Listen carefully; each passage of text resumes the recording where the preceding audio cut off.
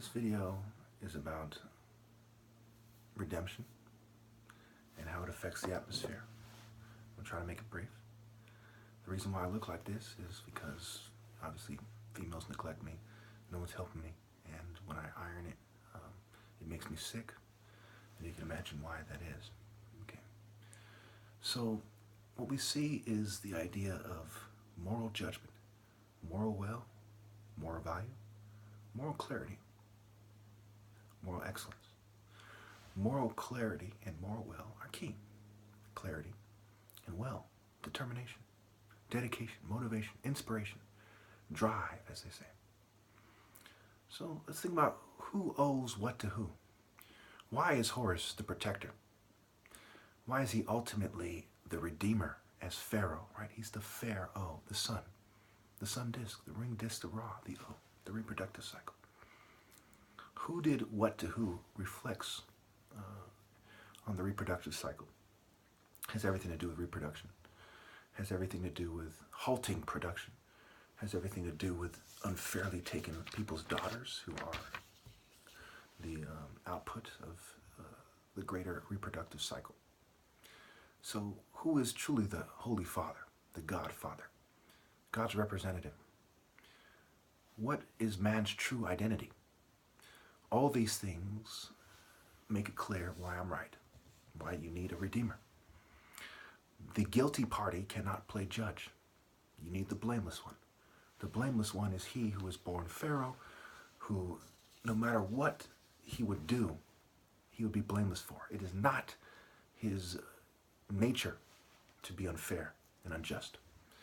He is in the reproductive cycle of righteousness, and it continues it with repetition through martial arts. Okay. They do things to make this difficult to understand. It doesn't matter what state that I'm in. I am the best suited to be the judge.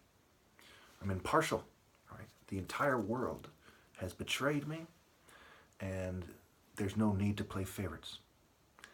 The Judases of my tribe won't be treated any more fairly or any less than any other people, in my videos, and if I was to be given my rightful place.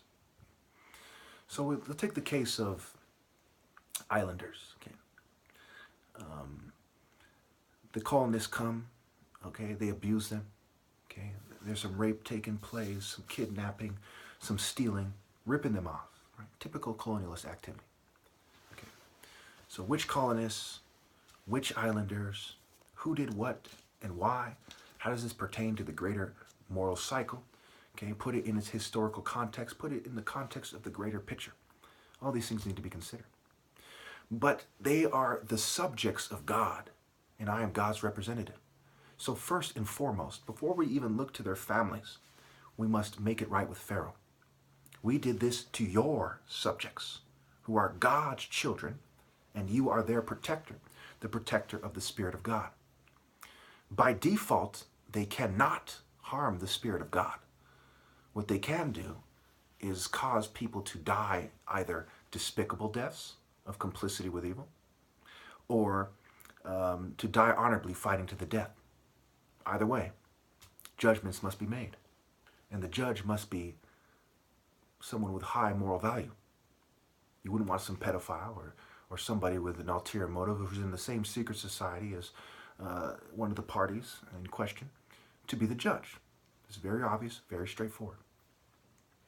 So should it be a Filipino judge, for example, if this is a Filipino island? No, because they're the same group of people as these people, right? And they're not, at this point, Pharaoh, nor will they ever be, because it ends with me in this world. Okay, so what we see is, after I've said this, right, no one can be a redeemer, even if no one ever sees my videos but me. It's been said. After that, it's all fantasy, it's all Luciferian garbage. So the protector, the redeemer, the blameless one, the avenger, the skywalker, right? He is connecting to God. This is not Mercury with winged sandals and a winged hat. This is the true spirit, the true natural spirit from its African source through the natural leader's line, mind, body, soul, and spirit. I reject identities of nations. I reject identities of culture. We are all one human race. And therefore, it is a matter of who did what to who and what do they owe them. Now, when people take on these identities of cultures, okay, in this sense, I can accept cultural guilt. You are serving that master. His whole order is to blame. If you are part of an army that invades a country, you share in their guilt. If you're a part of a colonialist force that invades a nation or an area, you share in their guilt. How much guilt should be assigned, right? Who did what to who? How much gains do they have? Who gets the benefit of the doubt? These things require time and patience and careful analysis. Also consulting the victims. What would they like to see? Okay. What do they think should be done, and what do they think would be unfair if it was to be done, and why? Okay. So these are very important questions. This isn't some, matter of who owns a tire, being argued between two neighbors or something in civil court or something. Okay. This is a very serious matter that has deeper implications on the divine order, on how people treat each other, on how reproduction should take place, how to avoid the rape culture, rape by illusion, and so on. So when you look at all these things, right, it doesn't take a genius to see that I'm right. The Redeemer, for what? The red E magic. That's what they need to be redeemed for. Ready. Are you ready to be redeemed? Red E magic. What happens if you wait too long? Timing is also a martial art principle. If you wait till I'm gone, certainly you should be punished. To give you an example that's kind of a difficult call that is hard for people to swallow. All attractive females from my generation should be punished. Why? Because the best years of my life are gone.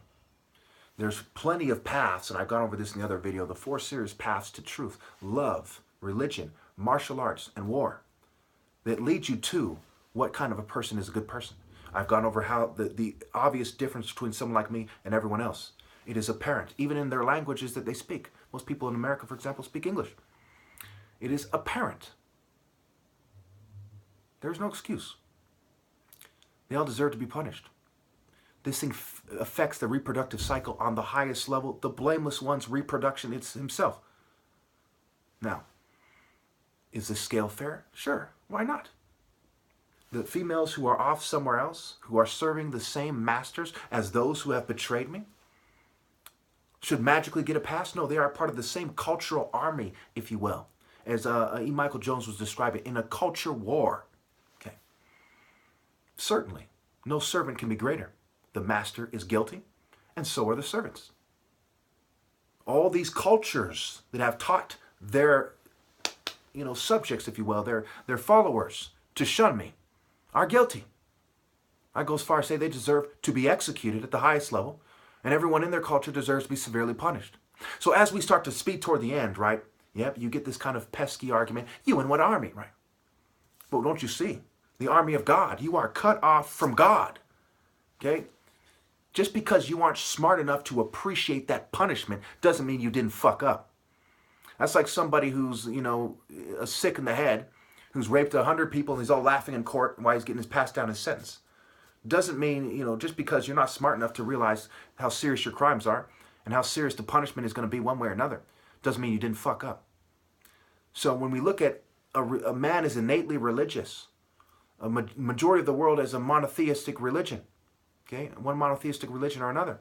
When we consider everything together, morals and principles and how they go through the motions of pretending to care about these things, certainly the punishment on some level they're well aware is a very serious punishment for defying the martial art order and setting up phony kangaroo courts, injustice systems, where the masses of the people in a democratic system think it's a corrupt joke. Certainly, this mockery of justice, right? Shamash, okay? The sun deity of the Middle East, okay? One of the sun deities, right? Shame as, mock us, right? And Mercury, mock us, right? They're mocking God. They're shaming themselves. Anyone who with any shame is disgraced to take part in their pathetic behavior. So you see how deep this goes.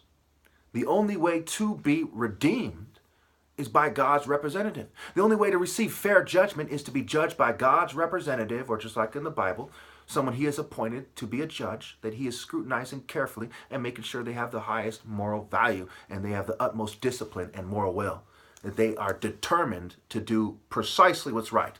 And nothing, not killing their entire family or taking their family captive and torturing them, can dissuade them. This is how deep it goes. You can't even be considered to be a candidate for a judge if you're not willing to sacrifice everything and anything moral for the highest moral principles.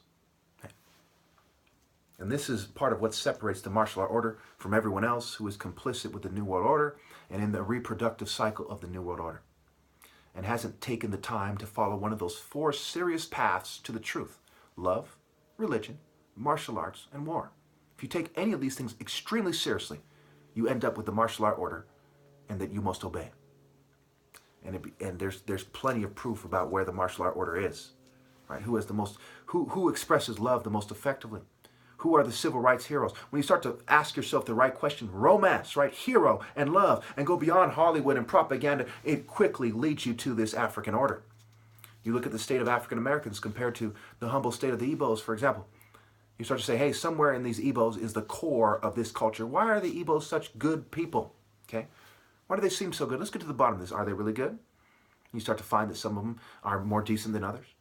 But certainly the martial art royal line is the core and the core reason. And the blameless one. If people were treating each other fairly, they would naturally revere the most respectable and admirable person on the planet, which with all due respect and in all humility that may be required, is me. Okay? I have gone to the point of the hero, har war, air war, right? It's an air what? The air of people who come from a bloodline that express authority over other people, right? That influence other people, okay? The kings in my family. My dad is a brain surgeon, giving away free service, has all this reverent power, is able to influence the community.